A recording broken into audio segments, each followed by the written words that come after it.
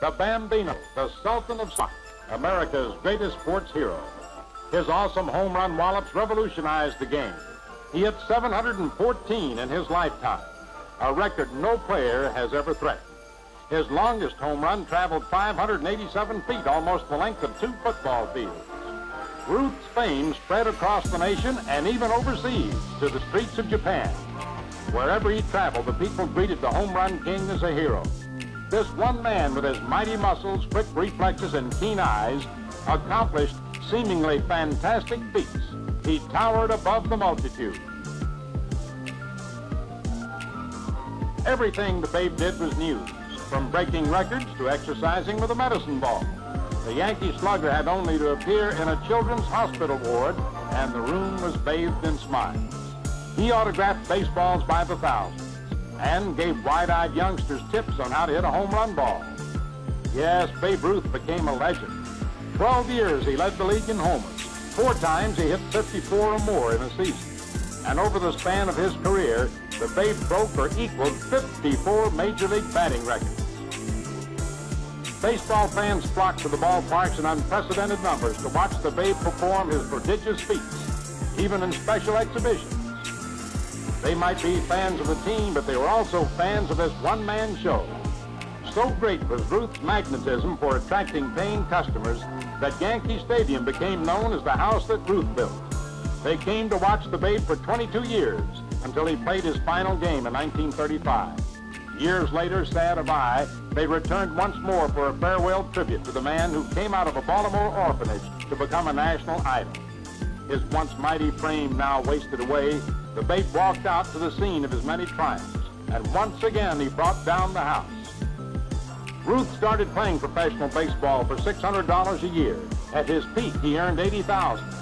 Following his exploits, there were bigger salaries for sluggers who could hit home runs and bigger profits for the owners who hired them. The New York Ball Club acknowledged its debt to the Babe by retiring his famous number for all time. No other Yankee would ever again wear Ruth's number 3.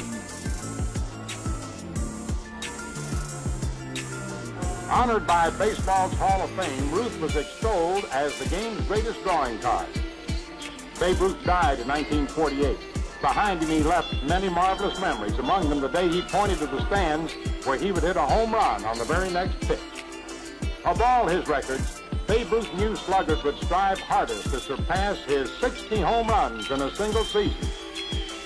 Yes, it was a mighty challenge. Baseball needed a revival of faith.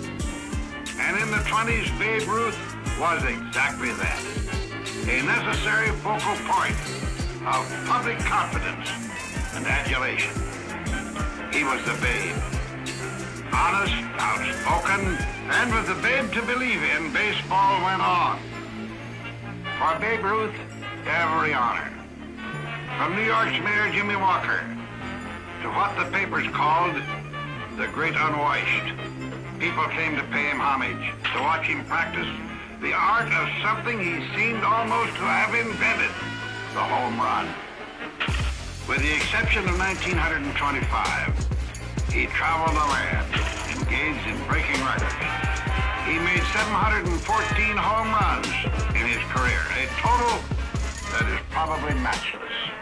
And if he was adored by adults, their offspring paid him double homage. For in the years of his supremacy, and afterwards as well, the children of the nation truly adored the Babe. A love affair aided by all the trappings of publicity, and it was in need of none, for the adoration was sincere. And it's not too much to say that Babe Ruth always responded so warmly. If there was a time that I'm going to try to hit a home run, it's sure going to be the day for you boys. Hit a homer for kids? Why, sure he would. There it is. It's going, it's gone. The greatest home run hitter of all time, Babe Ruth, was a magical name that made the turnstile spin in Major League ballparks and here in the house that Ruth built. 714 times he made this familiar trot around the bases. The greatest idol in American sports, the Bambino, the Sultan of Swat, Babe Ruth. Ruth is a contract called for $80,000 for 2 years. That's to be agreed upon. Will you finally sign it? Yes, sir, Colonel. In 1930, just months after the stock market crashed, Babe Ruth signed a 2-year contract that paid him $80,000 a season, more money than any player had ever been paid in the history of the game. Very, very successful season. Yankee Stadium opened in 1923. It was known as the house that Ruth built. Helping to build it were the 59 homers he hit for the Yanks in 1921. The Babe packed them in not only at home, but wherever he went. They all wanted to be able to say that they saw Ruth hit one. Here he is in spring training as part of the most fearsome lineup of all time, Murderers Row. In 1927, he and Lou Gehrig hit 107 home runs between them. Many batters have tried to imitate Ruth's form and found it a mistake. Like Cobb, he was one of a kind. Here he meets Hack Wilson of the Cubs, the home run king of the other league. There are many legends about the Babe. Perhaps the most famous centers around the 1932 World Series. Well, I was this one particular time when I went to bat. Charlie Ruth was pitching. And the first pitch ball was a called strike. Well, I thought it was outside and didn't like it very much. So the boys over there would give me this, on you. Well, the second pitch ball was another called strike. Well, I didn't like that one either, so I let it go by. Well, I stepped out of the box, and by that time they were over there going crazy. Well, I looked out at center field and I implored him. I said, I'm going to hit the next pitch ball right past the flagpole. Well, the good Lord must have been with me.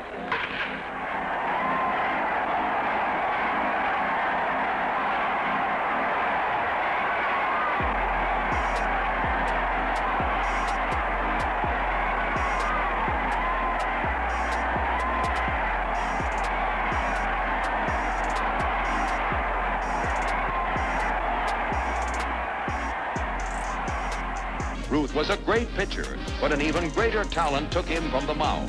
When in 1919, the young and lanky Babe, with his wife by his side, was honored with a gift of bonds, it was as a hitter of home runs. Next year, Ruth was sold to New York, where he was to become the greatest public figure in the history of American sports. Ruth's super sharp eyes and iron grip became the talk of the world. It's a homer by Babe Ruth, who in those days could really run. The Bambino was crowned King of SWAT by manager Huggins. The movies beckoned, and he briefly became the rival of John Barrymore, Douglas Fairbanks, and Gloria Swanson.